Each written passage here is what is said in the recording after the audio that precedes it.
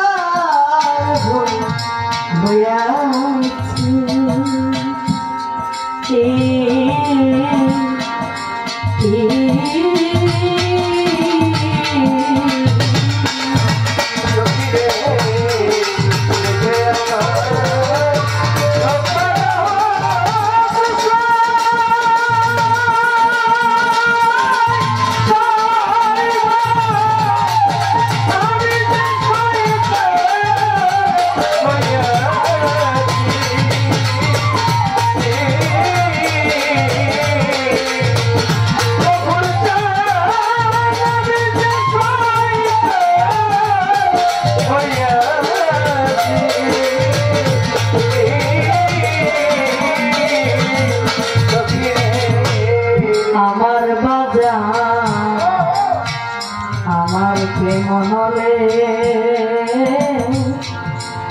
অঙ্গ চলে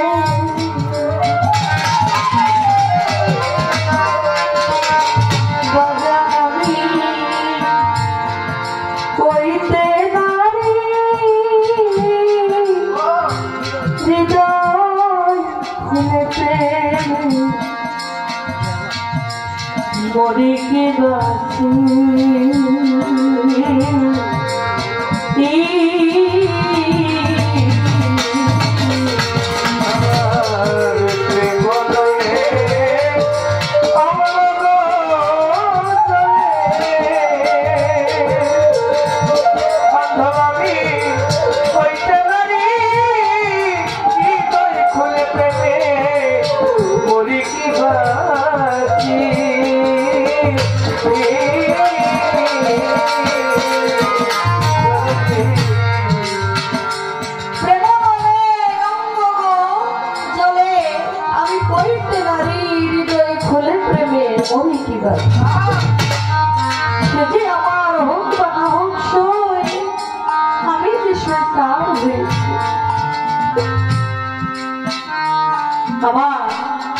নিজামতি নাউলিয়া একদিন হুজরা খানায় বসে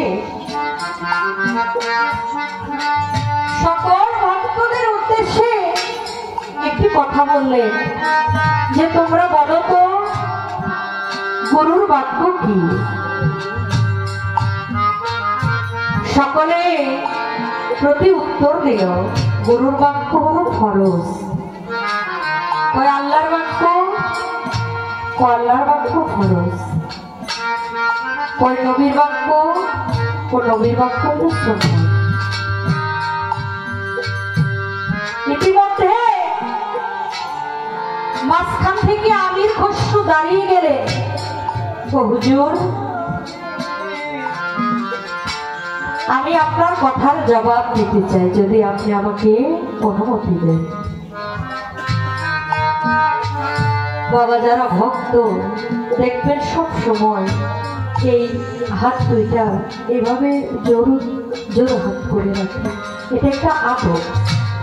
ও দয়াল আপনি যদি আমাকে অনুমতি দেন তাহলে আমি আপনার এই কথাটার জবাব দিতে পারি।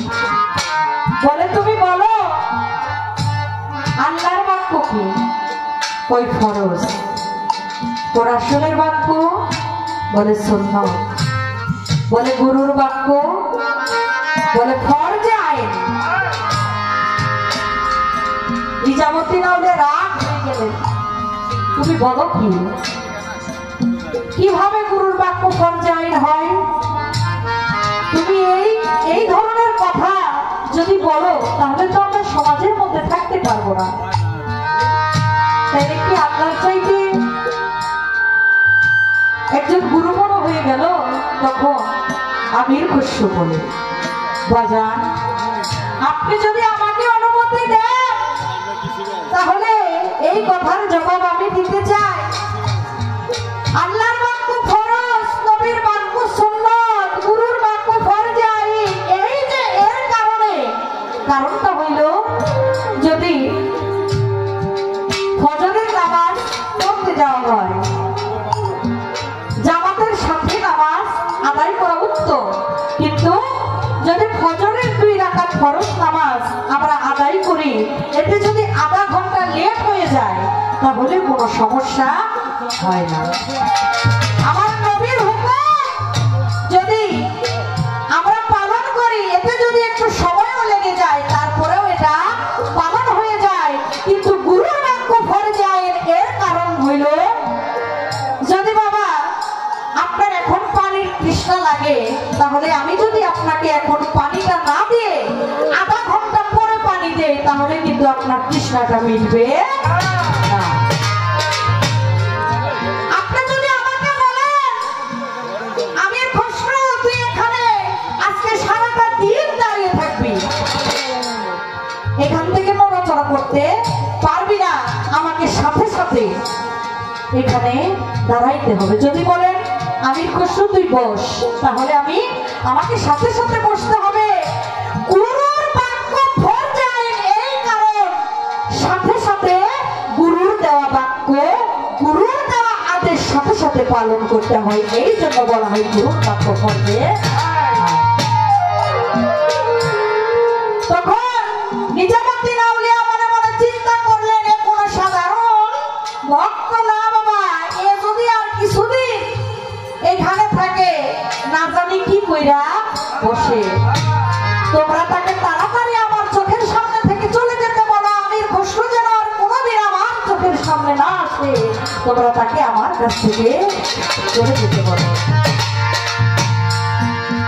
আমির খসরু, আমি তোমাকে গুরু হয়ে, তুমি বলেছ গুরুর আদেশ ফরজে আইন, আমি তোমাকে গুরু হয়ে আজকে আদেশ দিলাম, তুমি আমার সামনে আর কোনোদিন আইসো না।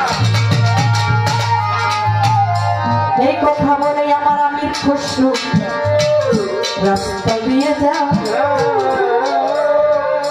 কিছুদিনের পরে আমার নিজামুদ্দিন আউলিয়ার মনে গান শুনতে চাই। নিজামুদ্দিন আউলিয়া মনে মনে বসে বসে চিন্তা ভাবনা করে, আমার এখন মনের ইচ্ছে গান শুনবো। আমির খসরুকে না করেছি এই দরবারে আসতে, আসবে না আর হবে। মনে আমার গান শুনতে চাইছে রে, মনে বড় আশায় আমার গান আমি শুনবো রে, মনে বড়। এই কথা বলিয়া নিজাম বাবা কি কাম করিল, একদল কাওয়াল বেটাদেরকে দাওয়াত সে করল। কাওয়াল গলাই সাই আমার নিজাম বাবারে কাওয়ালি গান শুনাইতে লাগলো। নিজাম বাবার কাছে যত টাকা পয়সা ছিল ওই কাওয়ালদেরকে দিল। গান শুনিয়া নিজামুদ্দিন আউলিয়া তার পায়ের খড়ম জোড়া দিল। ওই খড়ম জোড়া দিয়ে কাওয়াল বেটা রাস্তা দিয়ে আসলো। আমির খসরুর বাড়ির রাস্তা দিয়ে কাওয়াল যখন যায়, আমির খসরুর নাকে আমার তার মুর্শিদের গন্ধ গন্ধ পাওয়া যায় রে, গন্ধ পাওয়া যায় রে, গন্ধ পাওয়া যায়। ওই কাওয়াল বেটা নিজাম বাবার খড়ম জোড়া নিয়ে রাস্তা দিয়ে আসতে থাকে আর গুনগুন করে গান গাইতে থাকে। আমির খসরু বাড়ি থেকে তার নাকের মধ্যে গন্ধ চলে গেল, তার মুর্শিদের গায়ের গন্ধ। কে যেন ওই রাস্তা দিয়ে আসতেছে আমার দয়ালের গান গাইতে গাইতে রে। আমির খসরু ঘর থেকে বের হয়ে রাস্তার মধ্যে আইসা দেখে কাওয়াল বেটা গান করে, ও ভাই তুমি কোথায় গিয়েছিলে? তোমার গা থেকে আমার দয়ালের গন্ধ পাইতাছি, এমন কোন বস্তু মনে হয় তোমার কাছে আছে? আমার দয়ালের এমন কি বস্তু তোমার কাছে কি আছে? কাওয়াল তখন বলে, ভাই নিজাম বাবা আমাদের গান শুনে এই খড়ম জোড়া আমাদেরকে উপহার দিয়েছে। আমির খসরু বলে, আমার যত টাকা পয়সা ধন সম্পত্তি আছে রে, আমি সব কিছু তোদের নামে লিখে দেব, তোরা আমার দয়ালের খড়ম জোড়া আমাকে দিয়ে দে।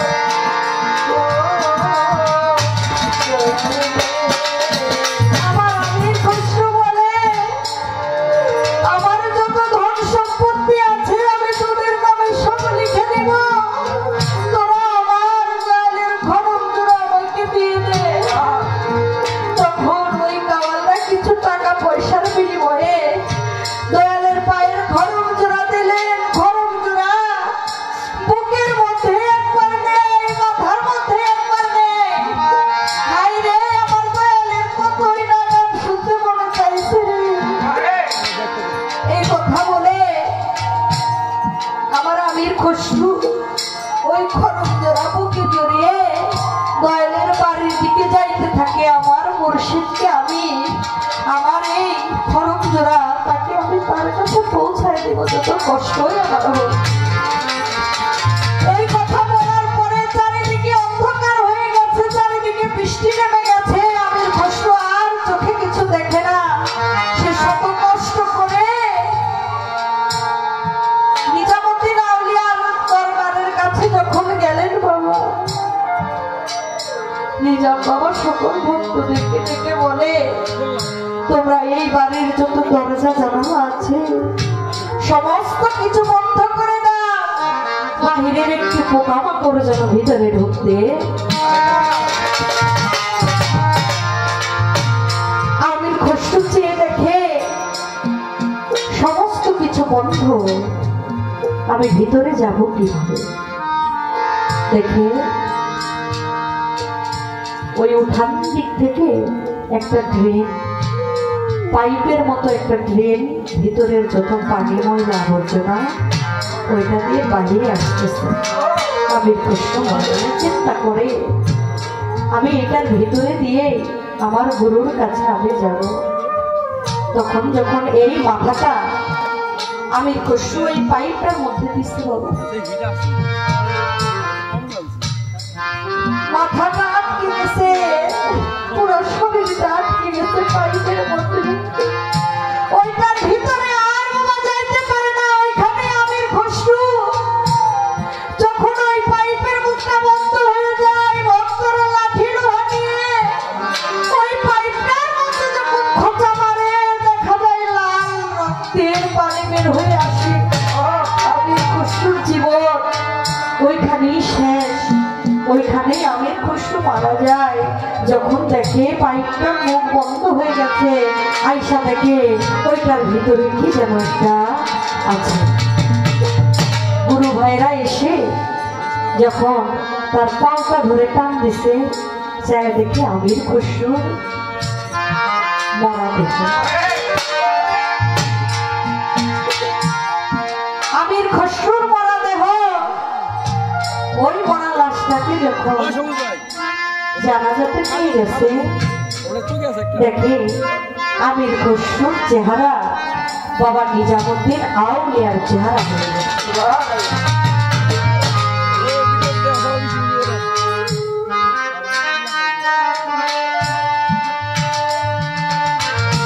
সেদিন আমির খসরু গুরুর আদেশ মেনেছিলেন, কিন্তু সর্বশেষ পরিশেষে এসে তার ওইভাবে মৃত্যুটা হবে এবং তার গুরুর রূপে সে সেদিন রূপান্তরিত হয়েছে। বাবা ভক্ত তো তাকেই বলে, সেই তো ভক্ত। একটা গুরুর দরবারে প্রতি বছর আমরা আপনারা মাহফিল করেন, হাজার হাজার লক্ষ লক্ষ টাকা খরচ করি। যারা গুরু প্রেমিক, যারা গুরু নাম ছাড়া অন্য কোনো নাম জপে না, যারা ওই চেহারা ছাড়া আর অন্য কোনো কিছু দেখে না, তাদের জনমটাই যেন ধন্য।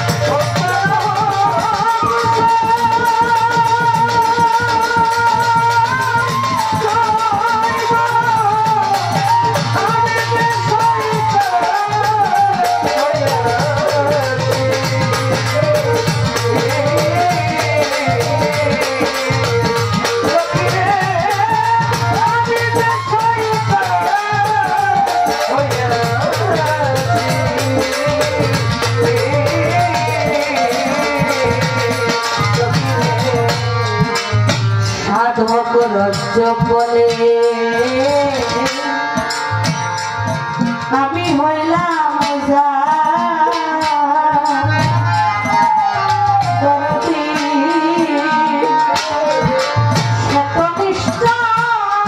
হবে আমার নইলে প্রেমের মজাটি